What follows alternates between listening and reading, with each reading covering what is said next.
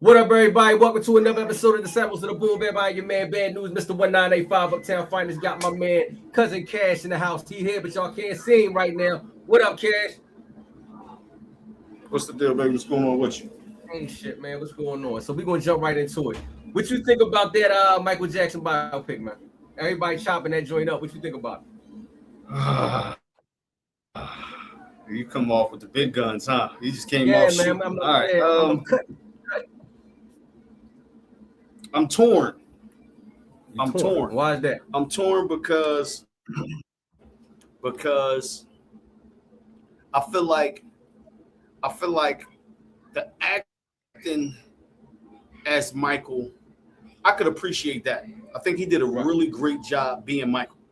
Okay. But I also think the makeup would also make him a great standout to be the young version of Abu for the Quickie Chronicles, because he didn't look like Michael Jackson. He looked like an Indian man pretending to be Michael Jackson. He looked like AI fucked up and made him Michael Jackson. like you put in Michael Jackson, but AI said, I can't for copyright reasons. So here's somebody named Michael Jackson. Yo. He didn't look like Mike crazy to me. I think they did way too much to him. And I feel like the less makeup, the better. Because there was times where I seen flashes of all right, he looked like he resembled Mike, or he looked like Mike, but he just did not look like Michael Jackson, man. And that kind of threw me off, because I feel like it was so much talent out there in the world where they could have looked like. I mean, it's that day of the AI. They could have did an AI face on Jafar body. Yeah. You know what I'm saying? And they just did that with Val Kilmer. They did that with Paul Walker. I feel like they could have did that. You know what I'm saying? And then I also feel like the story for who Michael Jackson was, the story was very short. Like the story was short. Like the script was trash. So I'm gonna go see it. So, but where did they start from? What focal point did they start from in his life when he was little? All right. So look, first and foremost, have you ever seen the Jacksons, The American Dream? Yeah, of course. Remember back in the night? Okay, that was a better biopic of Michael than this one. Wow. Because that caught the origins of when Joe met Catherine, when they had kids. Then it caught Michael, Tito getting his ass whooped. It's like, all right, we knew all of that, but when they got to Michael, they literally started Michael. He had already was in the group as a singer. The damn song they had the young boy singing, he was completely flat in the song, and so it was like the way they depicted Michael getting his ass whooped for being perfect. I would have whooped his ass for singing the way he was singing in the beginning. Like when you see it, you're gonna see what I mean. Okay. And so it kind of just pick up from there. Then it was so many. I see why Paris was like, yo, it's a lot of lies. Janet Jackson said it was a lot of lies. Like, for instance, how they got discovered. There's a Rebe Jackson, right? We know there's Toya and there's Janet. I understand why Janet wasn't in the movie, but why the hell wasn't Rebe mentioned in the movie? So they literally was like showing scenes where you seen Toya and you seen the boys. But if you depending on how old you are, the discrepancies between Jermaine and Toya as far as like them wanting to be standouts and be in Michael's position in the family. And this movie kind of like low-key Easter egg that.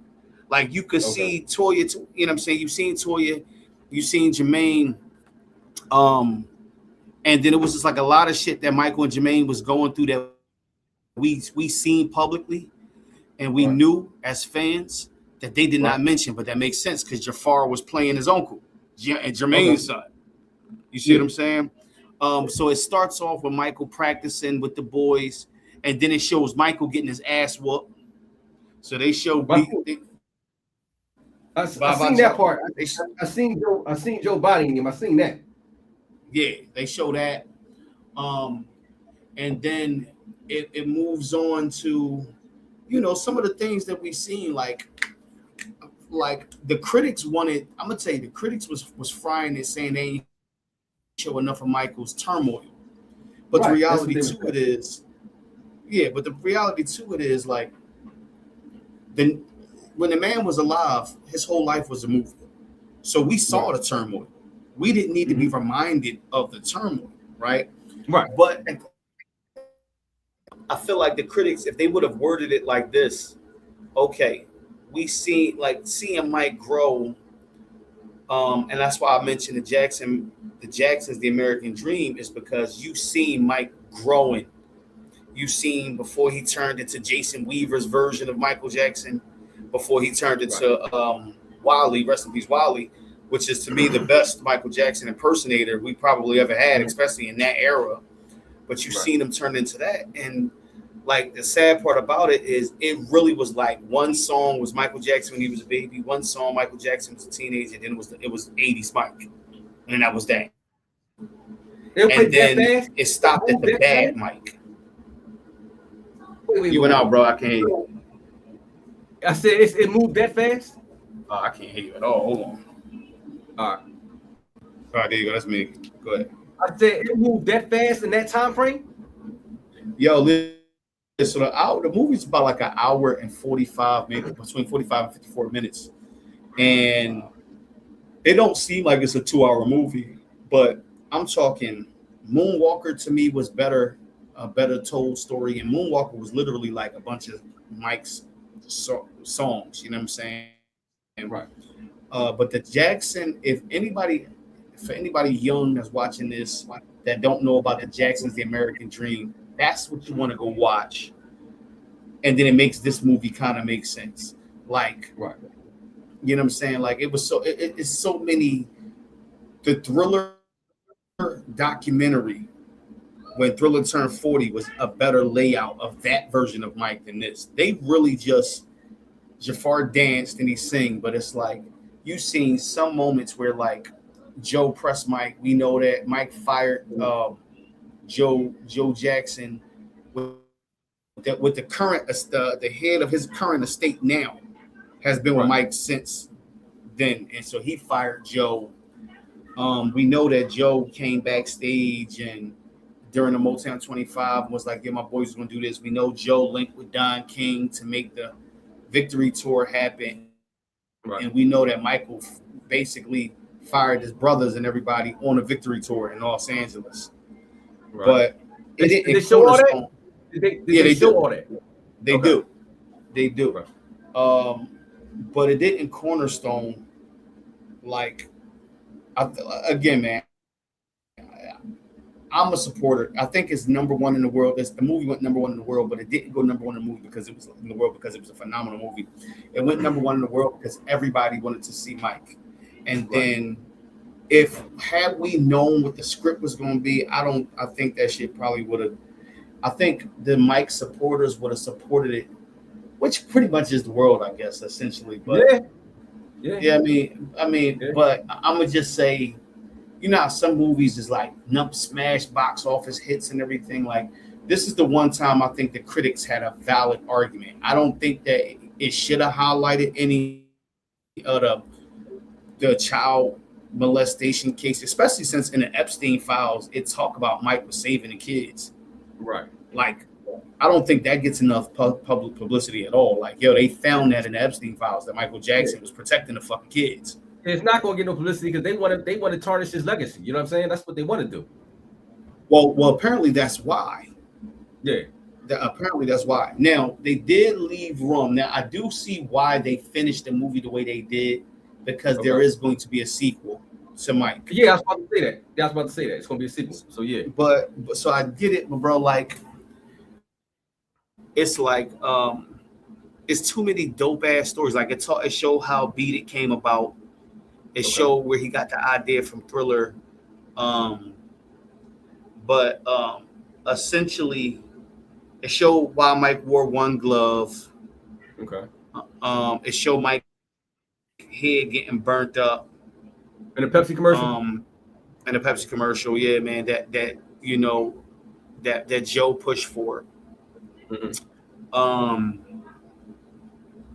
And basically, basically Joe Jackson was like, how can he how soon can he get out there and perform? They was like, yo, he could have died tonight. He like, I know that, but my son's stage is home. So, Joe Jackson is always a complicated situation because it's like, do you get mad at a father being a father, or like what are we really looking at? You know what I'm saying? What we talking about? But other than that, bro, out of 10, that shit earned a 6 from me. I gotta go see that joint, man. I talked to a lot of people that seen it. Some people said they enjoyed it. Some people said they didn't enjoy it. As you said, some people said that the boy didn't look like Michael Jackson. He was overcompensating for the looks of Michael Jackson. It's like look like you said, like an Indian. So I really gotta go check the joint out and look at it for myself. Bro, when you see it, you can be like, yo, is this Michael Jackson or the origin story of Abu? From fucking Jungle Book? No, from the Simpsons. You talking about Abu from the Simpsons? You talking about the boy with the turban on the head? Yo, listen, man. Yo, like, the over. Yes, so the overcompensation is real. I'll tell you that right now. So now, bro, I don't think. I think that he would have looked more like Mike if they would have did less makeup. Yeah, I heard they did a lot of makeup on the board to try to make him look like Michael Jackson. That's what I believe. I believe they would, if he would have did less makeup, he'd have looked like Mike. So did they cover? Did they get to the Neverland Ranch and all that shit, or no? Can you hear me? Yeah, I said, did they ever get to? Did they get far as the Neverland Ranch, or did they didn't get to that? So yeah, 6 out of 10 for me, bro. And it sucks because I'm a huge Michael Jackson fan. 6 out of 10, though, man. Like I feel like I feel like Paris Jackson got a better chance of being Prince in his biopic than Jafar's makeup. The son that don't look like Michael Jackson, you talking about? No, the daughter that could play Prince, but his nephew can't play him. Oh, that is his daughter's name, Paris. Yo, the crazy part is I seen his kids, cuz I'm not buying that. How the fucking white kid is Michael Jackson's child, man? Sure. Yo, so I believe in the artificial insemination. I believe that. Yeah, like, but Mike told everybody that he artificially inseminated Debbie Rowe, and he married Debbie Rowe because he didn't want the kids to be bastards. But they didn't even sleep in the same bed. They didn't sleep in the same room or the same house. But he was on the premises. Benji, however, Benji, I think is his legal name, but Blanket, Blanket or whatever, Blanket. Okay, whatever his name is. Blanket is definitely Mike's. Blanket is definitely Mike's, but Mike didn't fuck with nobody. Mike fucked with foreigners. Yeah. He fucked with foreigners. Mike could have had anybody. Mike could have had. Trevor said the real question is, why is his son named Blanket? What's up, Shake? What's going on? that is a real. I don't know. Question. I don't know why. I don't know why. That's not Cash. I don't know why. Oh shit. Nah.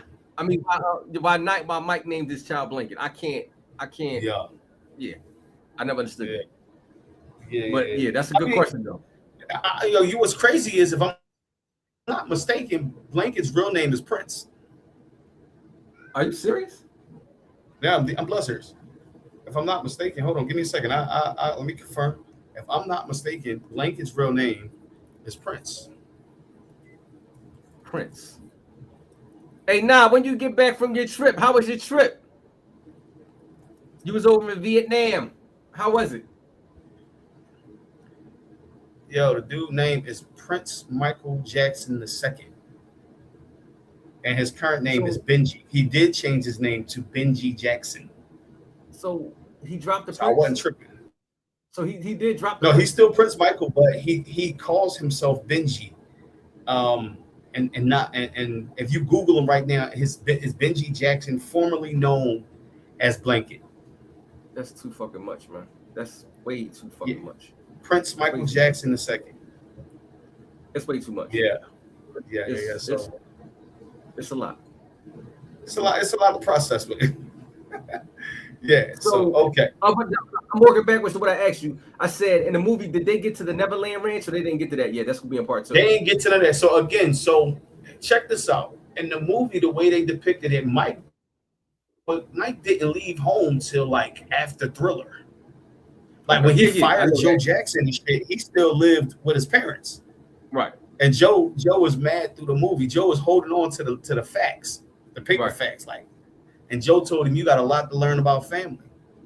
You know what I'm saying? But again, that's sad because ultimately that man's family has always used him as a bag. And it's like, the funny part about it is sometimes people get in a bag so much where they're so intelligent that they're stupid. Because if you didn't believe his family was exploiting them, and he was saying that in the movie, this movie right here proves it. Right. It was great. Vietnam is amazing. I'm quite sure it is. I'm glad you had a good time. It's Vietnam in the 70s. I was talking to him earlier. I said it's not Saigon. You know what I'm saying? So yeah, that's what's up. I'm glad you had a ball over there. I'm glad you had a good time. What'd you say, Cash? It wasn't like in the 70s. That'd have been a different story. Yeah. Ain't nobody. So when she first told me she was going to the joint, I was like, what's over there? But I'm thinking of the 70s with the army and the navy and them fighting and all that shit over there. But when, you know what I'm saying, she broke it down to me like it's peaceful over there. Hey, it's like a lot of stuff over there to go to and see. I was about to say Vietnam these days is popping. Vietnam these days is popping. Yeah, I seen some pictures. It looked beautiful over there. Her page look crazy. So yeah, shout out to Nah. She world traveler. She go over there and do her thing. She went over there and did her thing. So yeah. That shit look crazy. When she first told me about it, I couldn't even like fathom why would you go to Vietnam, but it's obviously different over there. It really is, because you know the images they show us. You know what I'm saying? With the war and all that shit. That's the first thing I thought about when she told me. So that's dope, though. I don't know, man. I think the first thing I thought about was Denzel Washington sneaking back with the plane. On what movie? Flight? On a cocaine leaf. Yeah, that's crazy. All right, so next subject. This whole Megan Thee Stallion and Klay Thompson situation. Everybody talking about this shit. It's everywhere. It's everywhere. So 2 questions for you. 2 questions. Okay. When you first seen it, did you think it would last? And secondly, who do you think was at fault? Even though it don't fucking matter either way, but who do you think was at fault? When I first seen it, did I think it was last? Yo, I'm gonna tell you, I don't want to sound, listen. I think that Meg has mastered being a victim in the eyes of the industry. That's what I think, right? Hold on 1 sec. When you finish playing local games, let me know. In my Latin voice, and I can show you the world. Say less. Nah, say less. Hilarious. Local games. Yikes. That's the kind of shot she be taking. Say less. Yo, guys, listen. Curry for 3. Yo, she hit that shit long distance, bro. Yeah. All right. Go ahead. Megan Thee Stallion. That's where he was. Okay. All right. So, I'm gonna tell you, I think Meg's the fucking problem, man. And the internet don't want to hear it, but I think Meg's the problem. And I think that when you allow that type, when you are a toxic person, I think that no matter how good you want to do, you're always going to attract toxicity. I don't think it's ever going to leave her until she kind of like really fall back from everything that currently makes her build, her everything. And it's just like that shit go back to that Tory situation, because it's no doubt that I believe Klay cheated, right? And he admits it. He like, yeah, I was fucking around after she was. But here's the thing. What's the boy? Barty, whatever his name, the dude she was fucking with before him, prior to, before him. He said she cheated, right? He said she was out there like that, right? And he put her on blast like guy or girl. Now it's hard to say he's lying, like all the women rally behind Meg. Oh, niggas ain't shit, blah blah blah blah. But and then the Tory Lane situation happens, which is we know that Tory was knocking her off. But she got messy, and the whole time Tory was fucking with the best friend. So we know that the fight was between her and the best friend. So we know the best friend shot her or shot at her. Absolutely. You know what I'm saying? And so we know that when you look at Tory converting his sales into a currency investment, which would cannibalize the sales, but at the same time regenerate actual long-term wealth with how the process of cryptocurrency works. Like Rock Nation didn't want to do that. Now you got this at the time, Meg was in a perfect situation because she had a story, and we watched Rihanna go through it and become successful. And it's crazy because whenever the men go through it, they're demonized, but these women are capitalizing on the idea of this trauma bond with other women, right? We watching Cardi go through it right now with the Offset situation, right? Yeah. It's like everybody going through that. It's like a domino effect right now. Exactly. So I think that she's the fucking problem. I think that if we're being mature, Clay could have just walked away. But if we being real, I think he did what he did with no fucks. And then he mentioned something along the lines is like, now videos get to surfacing where she drunk as shit and Clay's just sitting there looking annoyed, like not all women can get drunk. Like sometimes you're not a fun drunk, you're drunk, like kind of fuck down, like you know what I'm saying. So but I think that she the problem. I think you slept with your best friend man and then sent him to jail. Yo, listen. I just had this argument with somebody, and they tried to tell me I was the fucking demon for thinking that he was right for cheating on her. Not that I said that he was right. I said it was just due. You know what I'm saying?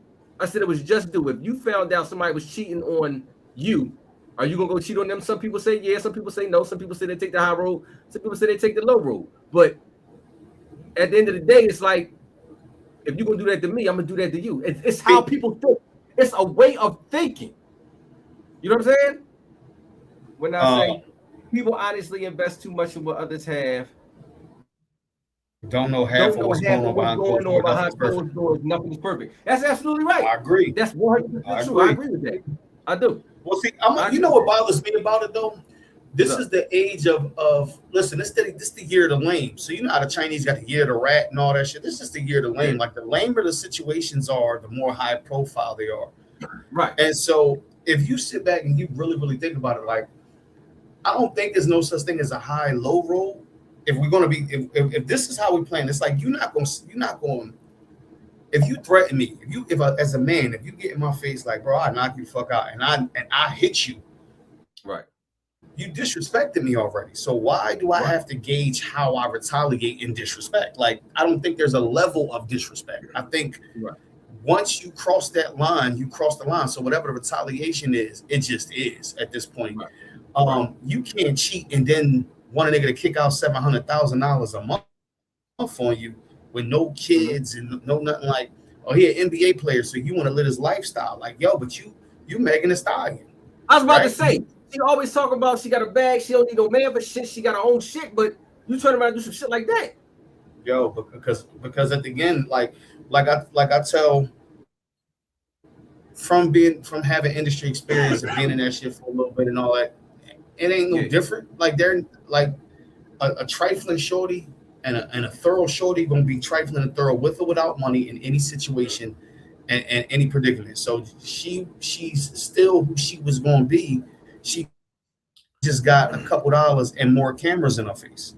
You know what I'm saying? She got enough money to not only fans it, which is, I mean, at the same time, I don't think that's off the table right now. So I don't know. Do I think that he handled it wrong? I don't. I think he handled it how he saw fit, and How he saw what the fit to hell you handle do it. that? Yeah. At the end of the day, But yeah, that shit everywhere. It's everywhere, man. Like, I'm surprised they're not talking about that shit on the 6 o'clock, the 10 o'clock news, the 11 o'clock news, B. Like, real shit. That shit is everywhere. And I don't understand why it's everywhere when shit like this happen every day. I understand it's a high profile couple. You know what I'm saying? I get that.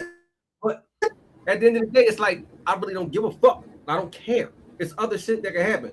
Hold on. So let me ask you, let me ask you this. Facts can't unlame a lane. Hell no. So let me ask you this. So let me say it this way. Because you like a high profile couple, and I'm thinking like, let me ask you this. So she going through it. You said it happened every day. Mm-hmm. I think it's everywhere because, first of all, it's never gonna make no sense to people like us because we're just not of this era. Right. This era is fucked up. Like you, 100%. The thought process of this era is fucked up. Like, and the sad part about it is that's why I get on people in our age bracket, in our era, because it's like if you can't get to a bag right now, then you was never meant to get to a bag because the lamest, dumbest things is turning over money. And it's and it's being talked about because the industry is too wide open. The industry too wide open right now. So everybody, when the industry was a members only club, right? You ain't hear about certain stuff. Like you heard specs. Oh, Diana Ross, she was a cougar. She groomed Michael Jackson. She did this. Elizabeth Taylor. It was always allegedly. It was always I heard. It was never factual. You know what I'm saying? Right. So yeah, it was always folk tales and shit like that. Like and that's what made him great. If to be honest, that's what made it barbershop talk. But now this shit ain't worth talking about because every detail that you could talk about is right there in the public eye. So now when you arguing well who's right, who's wrong, it's like the people watching it is wrong. Who gives a shit? Like when you know what I'm saying, if I see a man and a woman arguing, like I'm on my, especially in traffic, I'm not paying attention to that shit. I'm keeping it pushing. I'm not gonna sit there and listen to what the fuck they saying and all that shit. I mean, you might glance and be like, oh, they in their bag or whatever, but you're gonna keep it pushing if you got shit to get to. You know what I'm saying? Yeah. And then it's like it's crazy because it's the distraction. It's like it's so many, and then I'm thinking it's two ways to look at it. It's only the people whose agenda is to keep everybody else broke while they up. That's perpetuating that shit. Like, why the fuck is TMZ leaked Michael Jackson dying? TMZ leaked Prince dying. TMZ is known for getting information first. Why are they promoting Meg? And I don't fuck with TMZ at all. I definitely don't fuck with the little white boy, the Jewish boy. I don't fuck with him at all, cuz it's like the one that owns every black man that goes through something, it's like he dead on their ass with it, cuz. Every black famous man that's about to have high prestige in the game, like Diddy, like motherfucking R. Kelly, you know what I'm saying? He making documentaries about it. It's like he on their ass. He don't do that to no white man. He ain't do that to Harvey Weinstein. You ain't hear nothing about that shit. He do it to every black. No, I'm gonna tell you, I could deal with him better than Vlad. No, Vlad's a fucking snake. Vlad is a snake. He is 100%. I could deal with him better than Vlad. But see, you know what? At the same time, man, they make it hard to not like them type of motherfuckers because it's these young bulls. That's just dumb as shit. It's like these young bulls want fame so bad. They'll do anything. They want fame so bad. That's why I'm mad at Oskino, man. That's why I'm mad at Oskino. Why you mad at O? Yo, cause he acting like a young boy, man. Like all the interviews and shit that he doing, and it's like nigga, 20 fucking years ago, I don't care what we went through 20 years ago. You know what I'm saying? Because it's so many people that did not survive from then till now to be worth. Let me say this to you, Kevin, real quick. You got to understand, and I know you know this type of situation from being in the industry as well. When you ain't got no motion, Now, I'm not this type of nigga. I don't think you this type of nigga. But when you ain't got no motion and you see the door open and get some motion, you gonna jump right on it. He talking about everything that he can to get some fucking motion. Right. But see, here's the thing. That means he ain't learned nothing from the first 15 minutes he got. He didn't. He 100%. You get what I'm saying? But it ain't just him. Joe Budden's just pulled some cornball shit, like hating on Wallo's sneaker deal. Like, oh yes, Button be in his fucking bag, cause he be on some other shit. Somebody came to me with a sneaker deal, and it's like, yo, man, like what bothers me is, first of all, what bothers me is meeting and knowing these guys, and being able to smell the vagina in the air when they walk in, and it's not because they just got finished. Right. But that's because they just got fresh. You know what I'm saying? Right. And I hate that, because it's like, I love how Gil addressed that situation. Right. Right. Saying that slick shit, like, we ain't in competition with nobody, because when you survive certain shit, like, it ain't nothing. Like, I don't want to talk about the hood I survived. Like, that's why they call me lame all day, but I turned into fucking Day Pop. Once I got my bag, I was gone, because I could die in this fucking hood. Like, represent a place where if a nigga growing up don't like me, or the nigga that's smiling and grinning in my face, and I'm out of here, and it's like, going with the wind. Niggas ain't caring. If you gone, you gone. Yeah. You know what I'm saying? So I just feel like, man, these motherfuckers, they 20 years ago, they stuck in that 20 years ago, and all of these niggas that are now radio hosts or podcasters and shit, and it's like, I don't want to hear nothing about what you did 20 years ago if you ain't bossed that situation 20 years ago. Yeah. And if you drop the ball, how the fuck are you talking about what you could have did? Yo, facts. You know what I'm saying? Facts. When you dropped that fucking ball, you had the ball, you had the layup shot, 4th quarter, 20 seconds left, and you missed the fucking shot. Yeah, that's where I'm at. So, yeah. I leave it to these young bulls. Like, I'm okay with it if an OG is giving out game and shit like that. I think that's where we are. That's the stage we are, man. Like, we supposed to be better than what we had, and it's digressing. It's like I had OGs that put me on game, and now that I'm where they were at that time, I'm supposed to be keeping that cycle going. And these young niggas is just gay, like just fucking fruit cups, man. I know the politically ain't politically correct, but fuck all that. Everybody it is what it is, man. It is what it is. Like at some point in time, it's just like I think what O is doing is just fucking weird to me, man. It's like, and it's disheartening, because it's like, yo, man, like a lot of people in the city respected the shit out of O.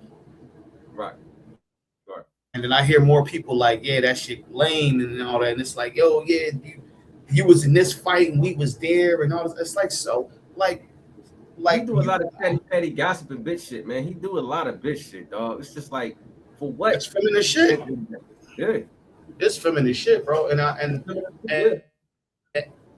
it's like, yo, man, I got in trouble. I lost probably 2,000 followers because I said some shit like that. I was like, yo, man, I support women becoming lesbians. I support it, man. I support it, man, because it's already more women than men in the world, and now these women can't even find the men that was once men. It's like, yo, like, you either got to be in a poly relationship or you just got to find you a good woman. And a good woman is, go ahead, I encourage it. If ladies, go out there and find you a good woman. Yo, all right. That's real. And on that note, we gonna end this shit right here, cuz we gonna end this shit right here. Cause my battery about to die too. Hey, Cash, as usual, I appreciate you for coming through. I appreciate you for repping for me, man. You know what I'm saying? And let the people know where they can get at you at. You know what I'm saying? And what you got going on before we get out of here. If you want to be on any of my rants where I'm just talking the truth and pissing a lot of people off, you can find me at church number 4 DA Wicked at Instagram.com, or you can find me on Pendigo at Cousin Cash. And also, you can also find me on Tunnel Vision. So all that's in the links in the bio. Get it while it's hot. Get it while it's hot. That's where we at. I'm your man, Bad News, Mr. 1985 Uptown's finest. Thank you for joining another episode of Disciples of the Boom Bap. Shout out to my man Harrix. Hey, Harrix, I hope you feel better. We're going to be back here next week, same time, same station. Like, share, subscribe, follow, and we out this bitch, cuz we out. We get at y'all in the AM. One. All right.